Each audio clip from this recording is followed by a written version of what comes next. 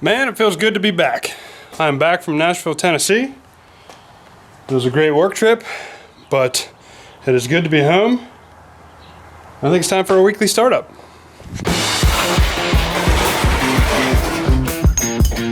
Okay, there's a few things I'm hoping to accomplish on this weekly startup. One, I still need to get underneath and fix the brake line or fuel line that is hitting the drive shaft to eliminate that terrible noise that it's making.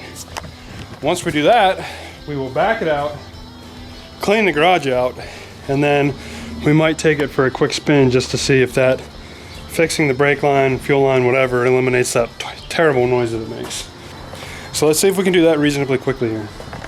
Okay, we got the car jacked up, and upon further investigation, I feel like the mystery continues because honestly, I don't see anywhere that the brake line or fuel line, disconnected fuel line, is hitting. But just to amuse ourselves, I will zip tie these two together for now, temporarily, to make sure that they are absolutely away from the drive shaft, that they can't be bouncing and banging off of it. Actually, what I just realized is the car is jacked up, so with the rear axle being a little lower, I don't think that this drive shaft is as high as it normally is. And it is possible that they were hitting. So when we drop it back down, this axle should come closer to where I thought they may have been rubbing. Let's get the thing started up and back it out. All right, see how she does.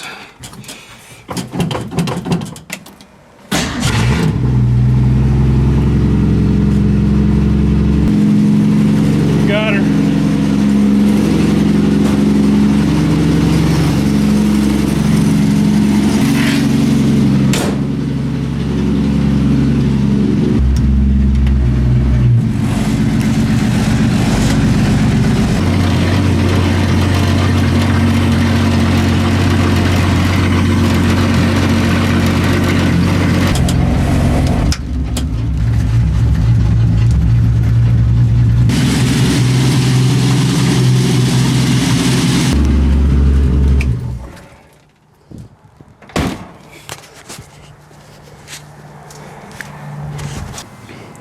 Rear differential leak.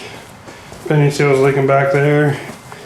And from sitting, we got some antifreeze, nothing we don't know about, but things that still need addressed.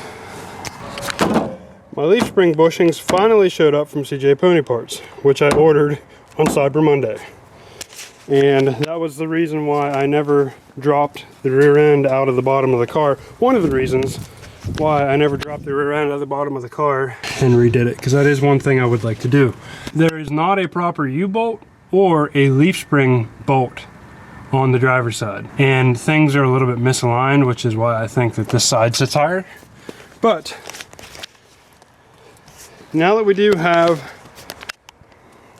the new bushings, that is going to be one thing we're doing here in the not too distant future, probably, is dropping that rear end, cleaning it all up, and getting it back in the car. I would like to do that. When I do that, I would like to get underneath and see how the underside of the car is in the back end. In this week's coming video, one thing I think I'm going to do, because this whole backside is so buggered up, I think to get a little practice, I'm going to sand this down right here, cut out a square so that I can get in there and see what's going on behind that, and then practice welding that patch back in. And that'll give me a little bit of practice MIG welding, and it'll also give me an idea of what is going on underneath there. Brilliant! With all that being said, let's back this thing down the driveway, move it up, and see if that noise is gone.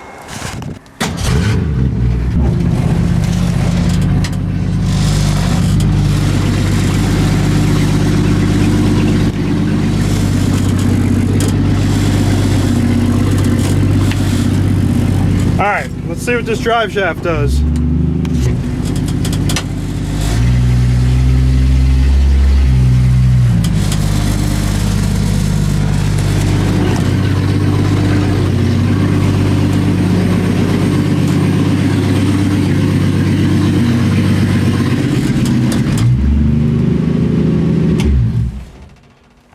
that definitely fixed the noise. It is gone. Which means when I get a little more time, which I don't have a whole lot of time right now because like I said, I'm back from my work trip and I got a lot to do. But that means when I get a little more time, we can take this for a longer drive. So, this was kind of a choppy, quick, all over the place weekly startup, but I'm just getting back into the swing of things. I hope to have some cool stuff coming this Friday. So with all that being said, guys, I appreciate you hanging out with me. I will see you guys Friday. Until that episode, take care.